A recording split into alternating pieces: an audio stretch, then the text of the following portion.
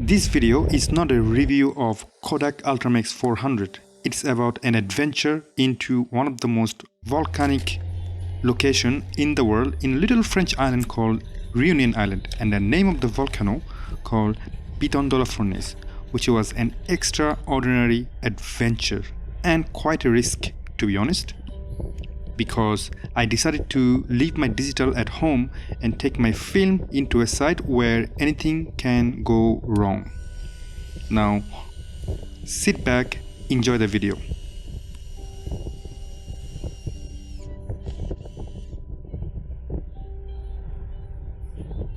Let's look at the first photo. Now, clearly, this reminds me of two things. One, a screenshot of an old school film. Remember one of those days? Like a kind of like a yellow tone, something like that. Now, the story behind this photo, obviously, that was the very first shot of the film. So I had to take a photo to make sure that it's running properly, obviously, but I didn't really want to waste the exposure. So I was thinking about something like a film look. So I thought, I was in the car, obviously, as you saw in the video. So I took a shot while passing by those crates in the corner. Let me show you. Oh, you see that? So I thought, why not try to grab that part of the landscape as we are passing by those craters. And clearly, technically speaking, this is no way it's a technically perfect shot. In fact, far from it. Even the scanning, if you look at the darker area, a lot of problems in the dark side. Dark side sounds like a Star Wars. A lot of dust. Clearly, I scanned it with my PLUSTEK 8100, and it does not have any kind of infrared, the infrared thingy that get rid of all the dust. So I didn't have those. And I kept it as it is because, if you can put in an artistic look, call it whatever you want, but, it's very subjective. It's definitely not a bad photo in terms of the feel, but it definitely technically a very bad image, I can tell you that. So yeah, that was the first image. Before we headed to the volcano, we made a quick stop to take a wonderful photograph of a location.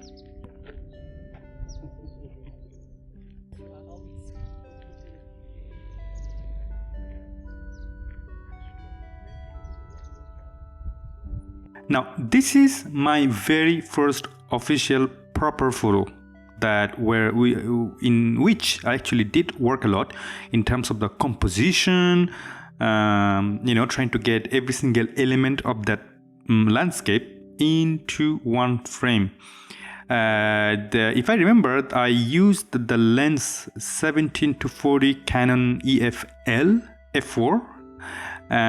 This is I don't think it's taken at the widest angle. I don't think it's a 17mm image. I think it's somewhere between 20 to 24. So it's wide, but it's not really that wide. I basically wanted to get rid of all the distortion in first place. Now, then again, there's another things in my head, because see that cloud. I mean, God, that looks so majestic. Seriously. Now, obviously, that was one of the most brilliant part of the image. I mean, everything about this image, I really love it. And then, in the far distance, that little like a way of the water when it rains, really, it became kind of like a mini river. You can clearly imagine that. All the water's coming from the high hills, from the cloud, and then creating like a mini river. It does have a little bit of fountains over here. You can clearly see, like from the far distance, they're pretty big, to be honest with you. I mean, I was really high. And the photo is sharp. I mean, I did add a touch of sharpening in SILVERFAST, obviously. So it looks a little bit more sharp to me, to be honest. And overall, I'm very, very, very glad about and proud, of course, about this image. It does have a film look, obviously taken with the film, and it's proper. There is no kind of defection, but although in this corner you can clearly see that I have a little scratch I'm still trying to figure out whether it's something to do with the scanner, or there were like the scratch going on. I don't know, but I can get rid of it obviously in Photoshop or Affinity Photo or GIMP. Trying to just do one of those masks to get rid of this. But other than that, I mean, that's like a pure without any editing. When I say editing, any kind of correction. The sky, the blue looks really beautiful. The sky, everything. Just, I mean, I cannot say much more than that. I'm happy about it.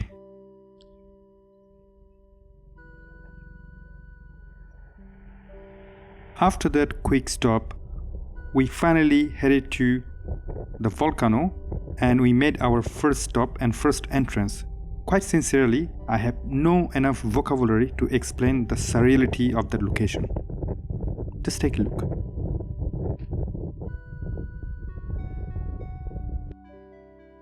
Okay, first of all, doesn't it not look like you're in a different planet? I mean, if I didn't have any this road going on and those little car, I don't think I could sell it as a photo from Mars. Obviously in Mars you don't have blue sky. I mean, that would be weird. But you know what I'm trying to say, like the landscape is just almost out of the world. I mean, I think at the end of the day, if that was afternoon, because that photo was taken in the middle of the day, if you can see at the shadow, there's literally the sun is right on top of us because the shadow is right under. But I think if that was the end of the day, when the sky is, you have this orange look, like a golden hour thingy, and the sky would have been a little bit more reddish, and I could clearly sell it as a photo from the Mars. Again, perfectly not a clean image. You have a lot of dust or scratch, which obviously I can get rid of it given the enough time. But in terms of image, this is just a phenomenal photo. Now, name of this location is called La Route du Volcan, or the Road of Volcano. The whole area is volcanic, literally a volcanic, and a road made in between to head to that little volcano you can see at the edge. That's the volcano, the Piton de la Fournaise of Reunion Island. To give you an idea how far we are, you can see at the car, and now put that in the perspective of how wide this image is. Now, I don't know about you, but when I was there in a real life, like looking at the whole area, it took me a while to take the image because I had to absorb it for myself first, really. And then it took me a while to get the composition. I do have a little bit of road right in that corner. Sorry, not there. And there you go, right there. See, I could not avoid that part. But anyway, still a fantastic location and a great image nonetheless. I do have a little bit of grain over there. I don't know if because I pushed it a little too much, because the photo, all images were taken at the box speed, and later I learned that I should have overexposed a little bit to get the details from the darker area, which I didn't do. I shot it at the box speed. I was actually a little bit more careful, and then my meter was exposing for the brighter area, so that was a little bit of rookie mistake. Anyway, moving on. Now, this is the second image. Now, if you go to the previous image, now this one has a little bit more yellowish tone. Now, that could be many things. Now, probably because during the scanning period, I don't know, accidentally I put some kind of slider, because I can guarantee you I didn't touch any kind of color section of SILVERFAST, but somehow it given some kind of like a yellow tone. Now, the reason why I have the almost same photo of the same location but with people, which is my beautiful wife and my father-in-law, just to give you an idea of a perspective. from a human side, from, you know, as usual, when you're taking photo of a larger area, just to give people an idea how huge is it, is to put something in front of it. Could be a tree, could be human, could be anything, to have an idea of the vast size or the height of the image. And again, the photo looks like a screenshot of a moving 35mm cinema from back in the days. Experience of driving through the volcanic site, it's quite surreal and sincerely out of the world. Hard to explain. It's unbelievable.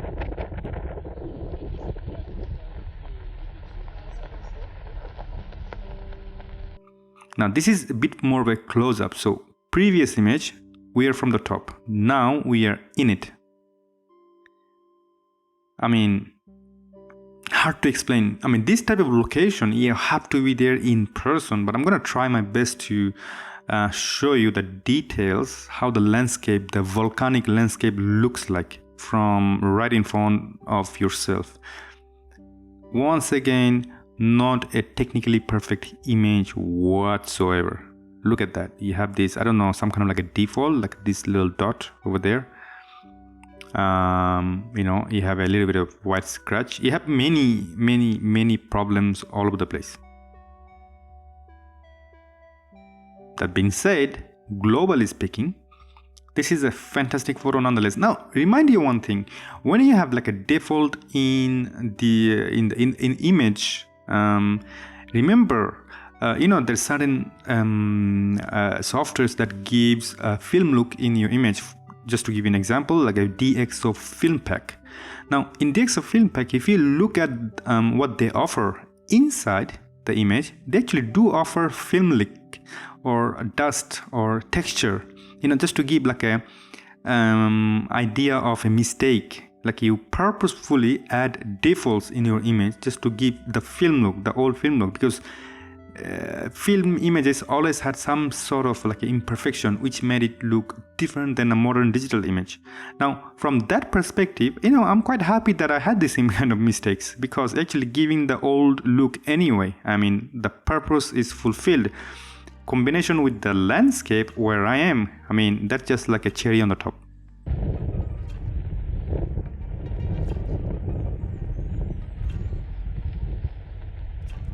Driving through a volcanic site was quite frankly shaky and jerky, and we had to be extremely careful because driving without a 4WD car was a bit of a challenge, and you need to be very good driver in order to do that.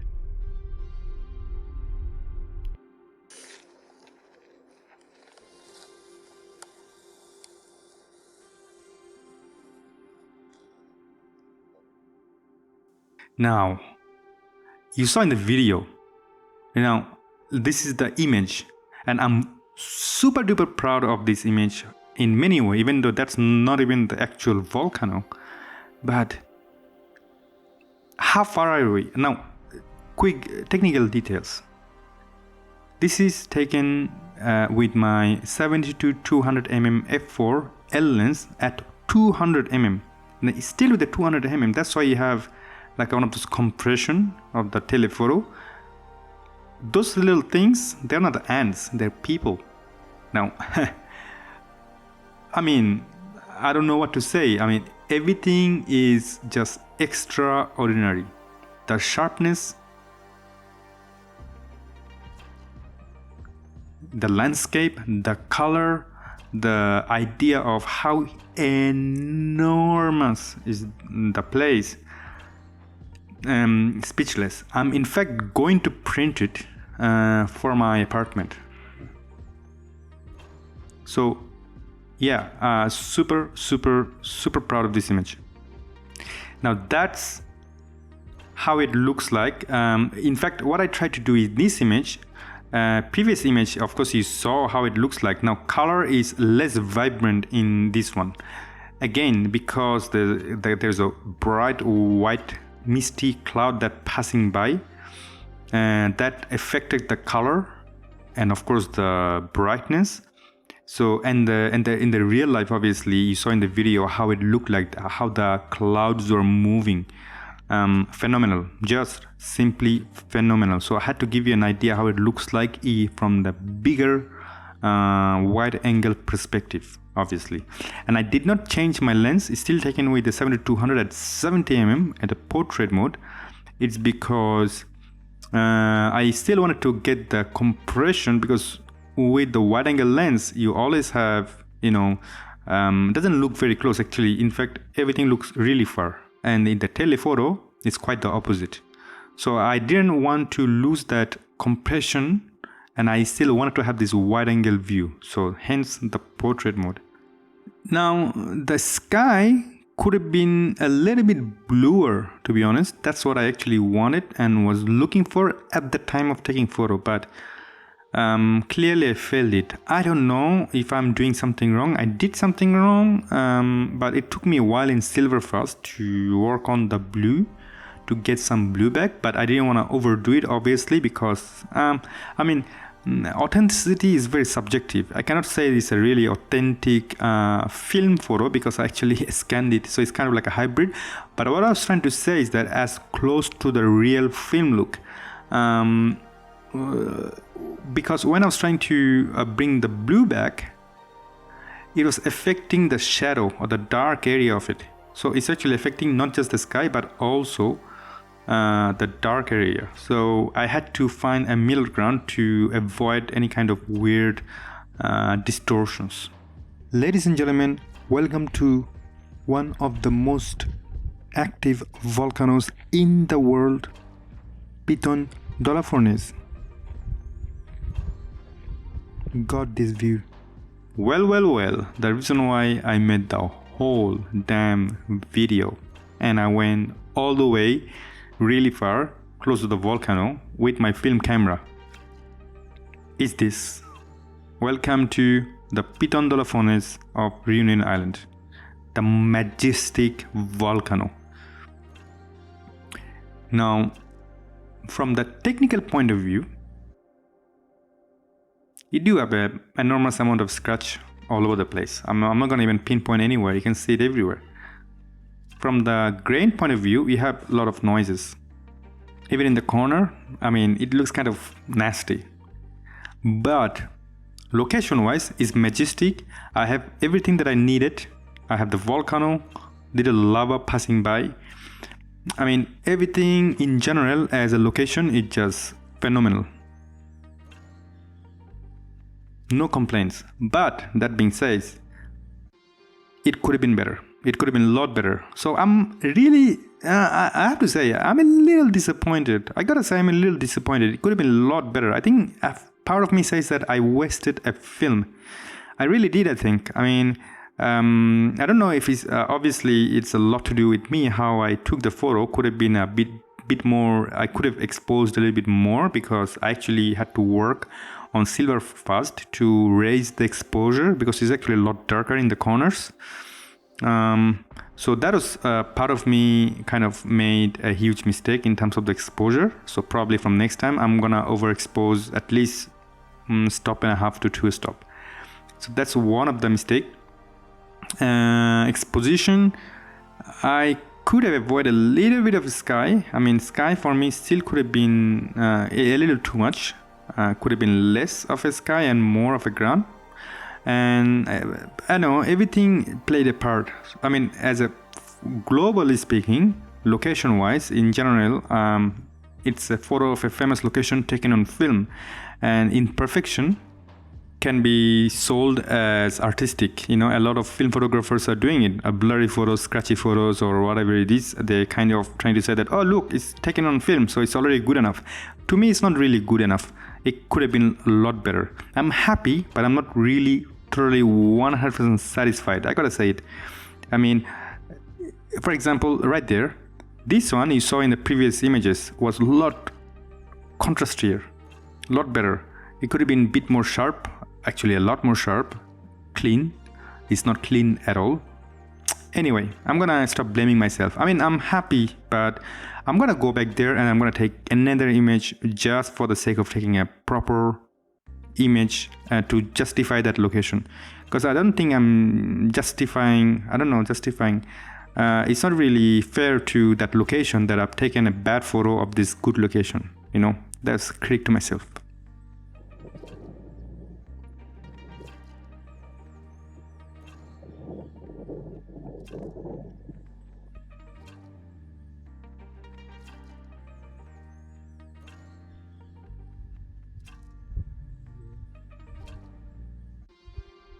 This is a close-up of that. So you can see it now, but it's not clear enough. So what I did, I changed to 200 mm, and that's the result. So in the video you saw the clouds were passing by and it looked like, I don't know, can you think of any movies? I mean, that's one of those Star Wars types or Dune kind of movies where you were in a location where no life can be exist, just the clouds passing by. Yeah, right out of the, what do you call, right out of the, you know, the science fiction movies. So those are the little things that the lavas trying to, you know, get out now became dry, and all the dark area, they're all lavas, again underexposed because it was exposed for the cloud, which was super bright. So the dark area became even darker, so clearly see the big contrast between the bright side and the dark side. So I had to bring some shadow back, and as a result, again, too much grain. Well, you know, I only excuse that I can give you is that I'm an amateur and I still need to learn a lot. But anyway, and look at the amount of scratches that I have in a negative. God. Anyway, I mean, as much as I have an excuse to be an amateur, but it's not a really better excuse, because in a digital, I'm proud of myself for being perfectionist, and I don't know what happened in terms of the exposing, because, you know, I miscalculated a lot and pretty much the whole time.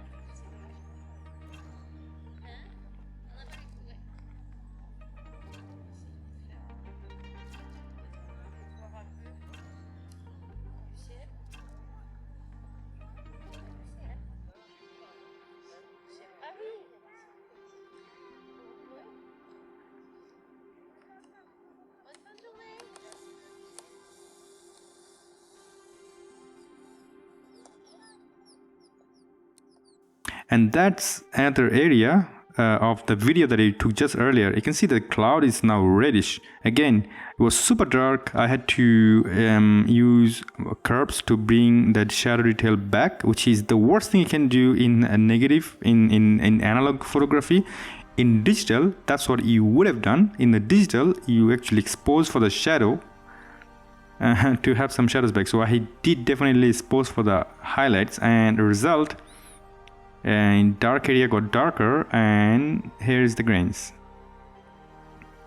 Overall, good photo nonetheless, good for Instagram, good for smaller format prints, social media, definitely.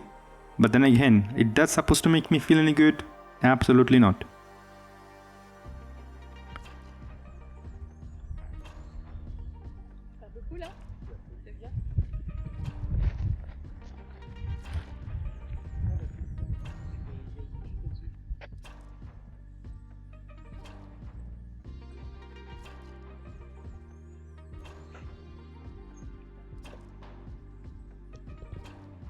Now, in the garden, you know, as you saw in the earlier images, the photos are nicer. I do look like the color. I do look like the color. What I'm talking about? I like the colors because colors look natural. I think the SILVERFAST has exceptional quality of bringing out good colors. as in terms of my own talent, I suck big time. I mean, it's just wrong. I guess it would be good for Instagram and social media, showing off friends and making a video saying that look at this artistic image taken with the film. Hey, like, you know, almost 90% of the film photographers are doing, except Nick Carver. But you know, it is, you know, I can tell it to you that it's a good photo, but I don't think in my heart it's a good photo. It sucks. Well, you know, what do you do? Exact. Vous d'avance un petit peu ou pas? Hein, tout va bien? Now, this is the worst of all. You saw the video, how the video looked like, and I actually did overexposed about one stop, I would say. Even after one stop overexposed, I still don't have any shadow details whatsoever. Period. God knows what happened. Could be the development, you know, could be anything, but you know, just worthless. This image is worthless. I destroyed this negative. Simple as that. I didn't do any fair judgment to this beautiful film negative.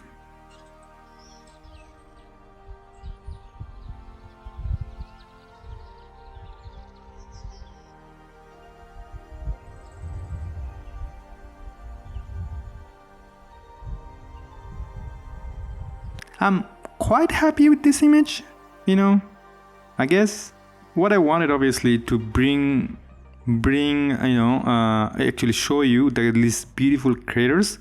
So definitely is blurry, so there are no details at all, which originally I intended, because imagine that a crunchy sky with these beautiful craters going on, and the foreground you have this beautiful greenery. The foreground looks a lot better, but the half of the image is just almost okay.